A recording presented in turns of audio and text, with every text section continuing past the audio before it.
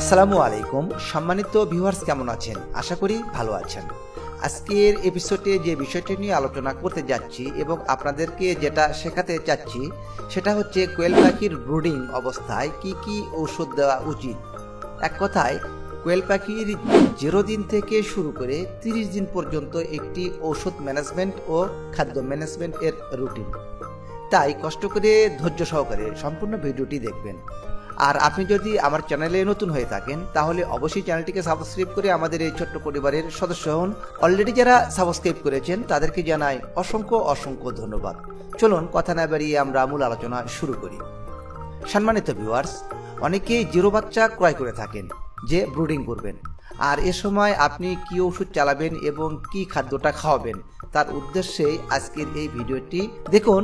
আজকে আপনার কাছে 0 দিনের বাচ্চা চলে আসলো। এখন আপনি যেহেতু আজকে আপনার কাছে বাচ্চা আসবে, তাহলে আপনাকে পূর্ব প্রস্তুতি স্বরূপ যে বিষয়টি মনোযোগ সহকারে চিন্তা করতে হবে সেটি হচ্ছে খাদ্য এবং আসার পর কোন ওষুধটি দিব। তো শুরুর আগে যে কাজটি আপনাকে করতে হবে তা হলো আপনাকে ব্রুডার ঘর তৈরি করতে হবে এবং প্রস্তুত করে রাখতে হবে। আর সেই ব্রুডার ঘরে অন্তত পক্ষে বাচ্চা আসার আধা ঘন্টা আগে আপনি ব্রুডার ঘরে রেডি করে ফেলবেন এবং সেখানে পেপার অথবা যে পাটের বস্তা পাওয়া যায় সেগুলো যে কোনো একটা ইউজ করলে হবে। নিচে বিছিয়ে দেবেন, দিয়ে লাইটিং চালু করে দেবেন আধা ঘন্টা আগেই। তারপর কি করতে হবে, বাচ্চাগুলো ছেড়ে দেবেন। বাচ্চাগুলো ছেড়ে দেওয়ার পর কিছুক্ষণের মধ্যেই আপনার পাখির যতটুকু পানির প্রয়োজন ততটুকু পানির সঙ্গে লাইসোভিট নামক ঔষধটি 1 লিটার পানিতে 1 গ্রাম হারে ভালোভাবে মিশিয়ে বাচ্চাগুলিকে খেতে দিতে হবে। এখানে আপনি যদি 200 বাচ্চা নিয়ে আসেন তাহলে 1 লিটার পানি যথেষ্ট।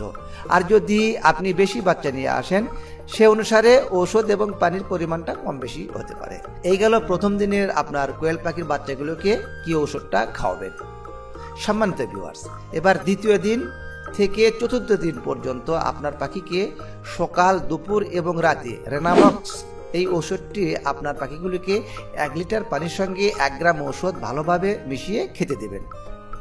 এমনি করে রেনামক্স ওষুধটি দ্বিতীয়, তৃতীয় এবং চতুর্থ দিন অর্থাৎ 3 দিন পানির সঙ্গে খেতে দেবেন। এবার পঞ্চমতম দিনে পাখিকে সারাদিন সাদা পানি খেতে দেবেন। তারপর ষষ্ঠ থেকে অষ্টম দিন পর্যন্ত এই 3 দিন সকাল, দুপুর, রাতে থায়োবিন নামক ওষুধটি 1 লিটার পানির সঙ্গে 1 গ্রাম ঔষধ ভালোভাবে মিশিয়ে বাচ্চাগুলিকে খেতে দেবেন।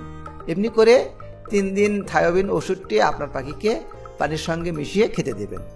তারপর নবম, দশম এবং 11তম দিনে সকাল ও দুপুরে ওজিং ওষুধটি 1 লিটার পানিতে 1 মিলি হারে ওজিং ওষুধটি পানির সঙ্গে ভালোভাবে মিশিয়ে খাওয়াবেন এবং রাতে এই 3 দিন ক্যালপ্লেক্স এই ওষুধটি প্রতি লিটার পানিতে 2 মিলি হারে ভালোভাবে মিশিয়ে খাওয়াবেন।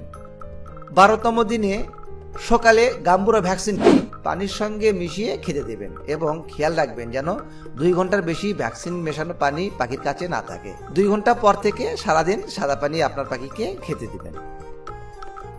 13, 14 এবং 15তম দিন সকাল, দুপুর ও রাতে আপনার পাখিকে AD3 ওষুধটি যে পাওয়া যায় এই ওষুধটি প্যাকেটের গায়ে দেওয়া নির্দেশা অনুযায়ী খাওয়াবেন এবং 16তম দিন সকালে রানীক্ষেতের BCRBV ভ্যাকসিনটি পানির সঙ্গে মিশিয়ে পাখিকে খেতে দেবেন এবং খেয়াল রাখবেন যেন 2 ঘন্টার বেশি ভ্যাকসিন মিশ্রিত পানি পাখির কাছে না থাকে। 2 ঘন্টা পর থেকে সারাদিন সাদা পানি আপনার পাখিকে খেতে দেবেন।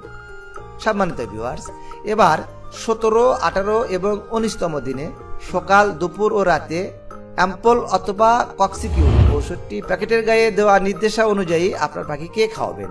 তারপর 20 এবং 21তম দিনে সকাল, দুপুর ও রাতে আপনার পাখিকে সারাদিন সাদা পানি খাওয়াবেন। 22, 23 এবং 24তম দিনে সকাল, দুপুর ও রাতে আপনার পাখিকে আবার AD3 ওষুধটি প্যাকেটের গায়ে দেওয়া নির্দেশাবলী অনুযায়ী খাওয়াবেন এবং 25তম দিনে সকালে গাম্বুরা ভ্যাকসিনটি পানির সঙ্গে মিশিয়ে পাখিকে খেতে দেবেন এবং মনে রাখবেন যেন 2 ঘন্টার বেশি পানি পাখির নিকট না থাকে।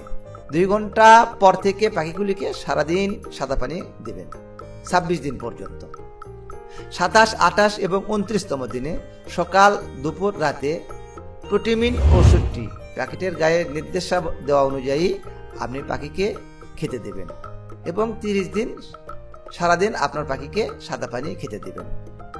সম্মানিত ভিউয়ার্স, এতক্ষণ আলোচনা করলাম যে কোয়েল পাখির 0 থেকে 30 দিন পর্যন্ত বাচ্চাগুলিকে কি কি ঔষধ কি পরিমাণে কোন সময় খাওয়াবেন সে সকল বিষয় নিয়ে খুঁটিনাটি তথ্য। এতে যদি আপনাদের বুঝতে কোনো অসুবিধা হয় তাহলে অবশ্যই কমেন্ট বক্সে কমেন্টস করে জানাবেন। আমি চেষ্টা করব আপনাদের প্রশ্নের উত্তর দেওয়ার জন্য। আর আজকের ভিডিওটি যদি আপনার উপকারী মনে হয় তাহলে অবশ্যই চ্যানেলটিকে সাবস্ক্রাইব করবেন এবং বেশি বেশি শেয়ার করবেন। আজকের ভিডিও এই পর্যন্তই। কথা হবে পরবর্তী অন্য কোনো নতুন এক এপিসোডে। সে পর্যন্ত সবাই ভালো থাকবেন। আল্লাহ হাফেজ।